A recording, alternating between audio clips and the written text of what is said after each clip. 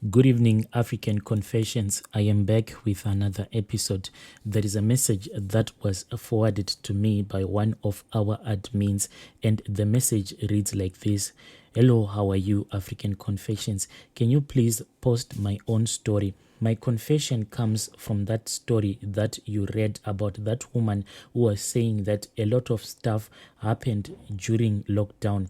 Even on my own side, I have my own story to share, and this thing, it is still a painful thing to me. It happened during lockdown. I am in Zambia right now. I am not someone who is wealthy. I am just in the middle class. But everything that happened to my family during lockdown, I have tried so many times to forgive myself. This is what the therapist told me, that everything that happened during COVID, it was beyond my control. There is nothing that I can do to bring my wife back. There are many days that I blame myself. I keep on telling myself that if I had done this, maybe I would have protected my wife. If I had done that, maybe my wife would still be alive today. But no matter how hard I have tried to get counseling, all of that counseling is not working, because if I am with a therapist, I can feel like I can move on. But the moment that I am alone, I start to imagine all of the things that would have happened if my wife was still alive. A lot of people have given me the advice that I should try to move on, date again, but I just can't see myself dating another woman. For me to date another woman, I feel like I'll be betraying the memories of my wife. So during lockdown, everything was just dark. There was nothing in those days. It had been months since the world had came to a standstill, and the lockdown began its slow, relentless descent upon our lives. I remember in the early days of the pandemic, when it all seemed like it was just a distant storm on the horizon. My wife, who was a nurse, she was the anchor that held our family together. And in those days, my wife was the one who was working, and me, I became the stay-at-home dad, because the kind of a job that I was doing. And in those days, they had those rules that all those that did essential work were the only ones that were allowed to go to work. As for me, I fell into that category, which was non-essential work, so I was just a stay-at-home dad.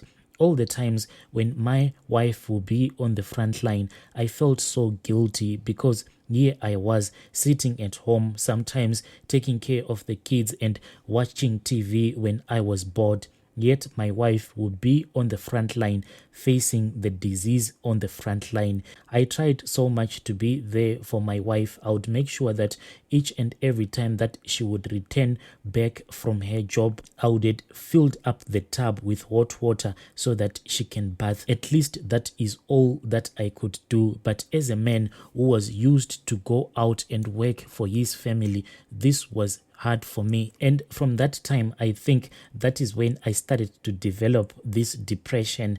And the moment that I lost my wife, depression just hit me like a moving train that was unstoppable. There are days whereby I don't want to go out. I just sleep in my bedroom.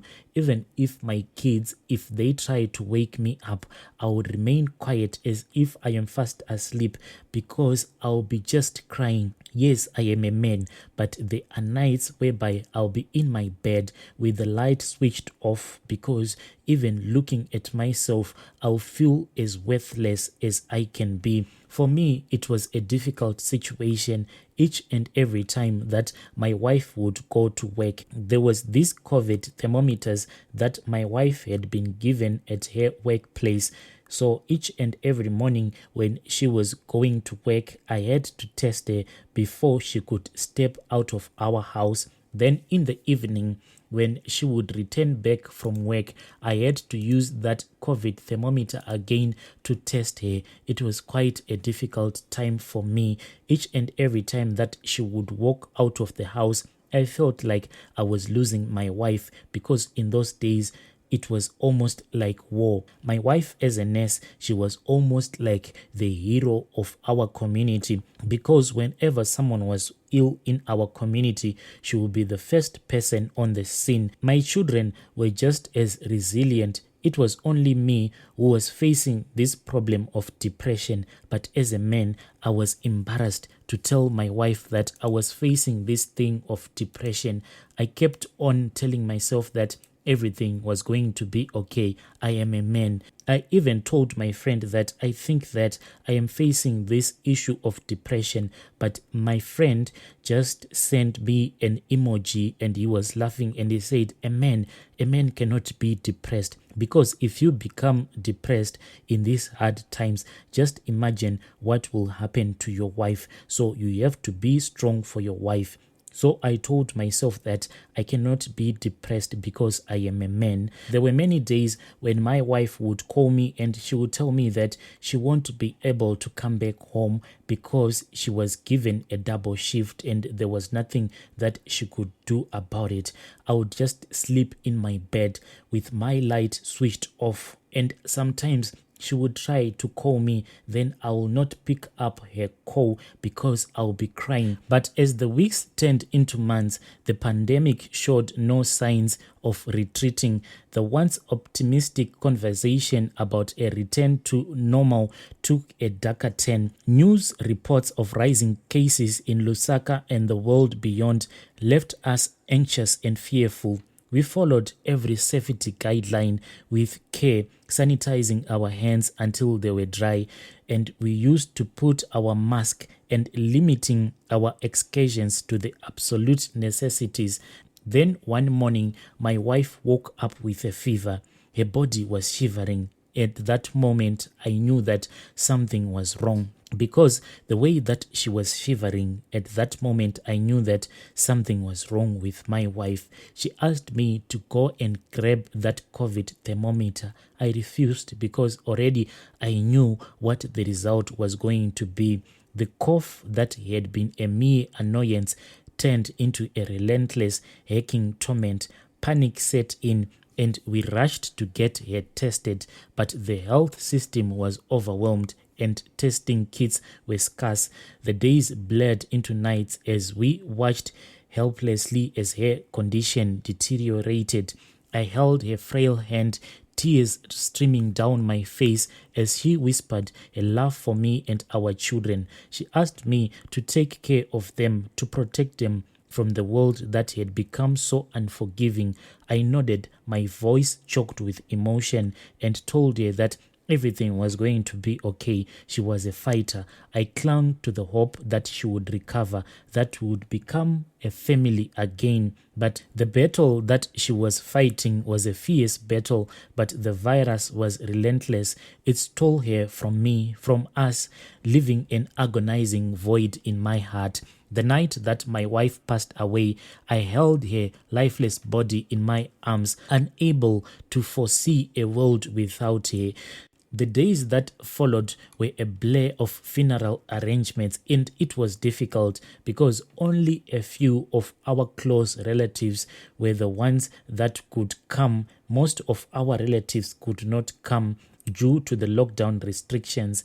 I watched as my children struggled to come to terms with the loss of their mother. The nights were the hardest, their sob filling the empty spaces in our home, a haunting reminder of the void that had been left behind. And the lockdown continued to cast its shadow over our lives. Grief became a constant companion, a weight that never seemed to lighten. I did my best to stay strong for my children, but depression, the moment that I tried to be strong, depression was eating me from the inside, because on the outside, I would try to be a strong father to them, but immediately I would go and lock myself in my bedroom. Then I would cry myself to pieces. To think that this was not enough, the unthinkable happened. God had chose to strike me down with his finger. My own brother and sister, they fell ill just as my wife had. The virus had found its way into my life again. Despite all of the precautions that I used to tell my relatives to follow, I fought desperately in prayer, and I tried for them to get medical attention, but the hospital were overrun and the resources were scarce. I watched in agony as their conditions again worsened. My heart was shattered, and even until this day, my heart is still shattered. Even as I am writing my story, tears are flowing from my face. I am a broken man.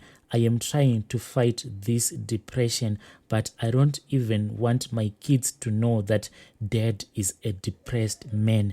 How can I explain it to them? Most of the times when I am not busy, I just try to watch a lot of movies so that my mind can be stiff. By the time that I will go to bed, I'll be too tired to be depressed. I have to be strong for my children, because if they know that Dad is a depressed man, what will happen to them? I have no option rather than to soldier on with life. Dear listeners, right there was a message that I received from one of our listeners. Quite a sad story. Please let us speak with him in the comment section. Depression is real. It doesn't matter if you are a man or a woman. Please let us speak with him in the comment section. I'll be back with another episode.